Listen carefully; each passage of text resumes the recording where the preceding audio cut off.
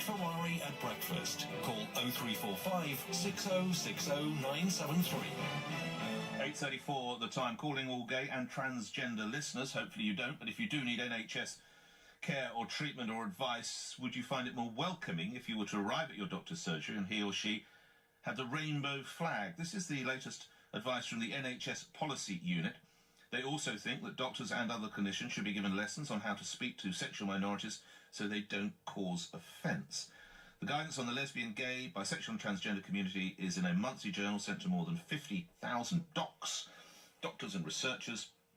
And there's a quote from Professor Camilla Hawthorne, who's from the Royal College of GPs. We want all patients to feel welcome. If surgeries find displaying a rainbow symbol in their practice encourages LGBT patients to seek medical attention when they need it, then that's a good thing. Tara Hewitt is Equality and Diversity Consultant and co-founder of Trans Equality Legal Initiative. How necessary do you think this might be? Good morning to you. Hi, how are you? I'm well, thank you. I don't need to go to the doctor, I'm pleased to say.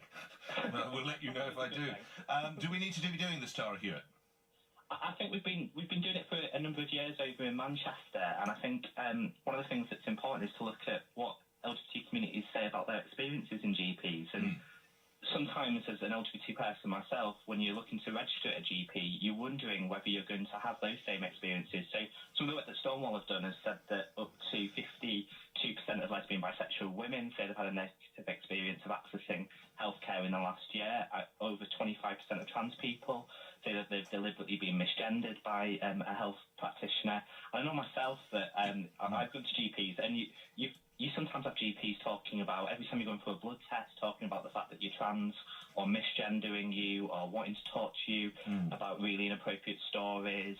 And it's a hassle. Sorry, I remind you children might be listening, but what's a wholly inappropriate story? And there could be younger ears tuned in. What do you mean? Well, no, but just going off and talk more saying, well, I know somebody else that's trans, so I see. Let's have a conversation.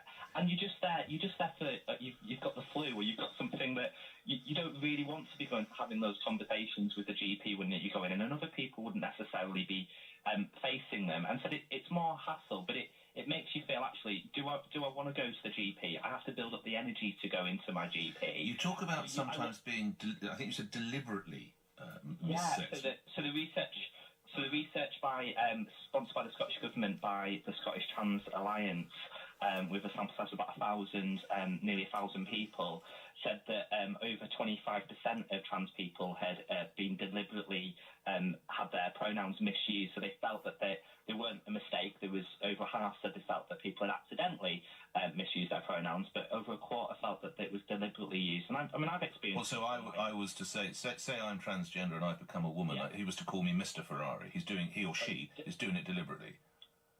Continuously doing it. I think you can often tell when someone just generally makes a mistake, and often people apologise and move on, or where someone's just persistently doing it, and actually it's more about their own personal views, which are still quite prevalent in society. We still see those stories. But if you're worried about that, it makes you think, actually, I don't want to go to my GP. And knowing a GP is inclusive, and that actually they've had that training, that you're not going to have to go through all of those things, means that I'm more likely to access my GP. I'm more likely to go for preventative medicine. Where does this end, lastly? Where does this end, do you imagine? Because if we're going to have this flag, do you think we should have other flags as well? And symbols? I think that any GP practice that is serious about inclusion and serious about representing its community and making people feel like they should access GP care rather than going to A&Es or some of the other emergency care centres. Yeah, but do you think we ought to have flags supporting, I don't know, vegetarianism or whatever else it might be, or the Welsh, so the Welsh don't feel upset? I think if you were showing that there was research that vegetarians weren't accessing their GP practice, but they're not.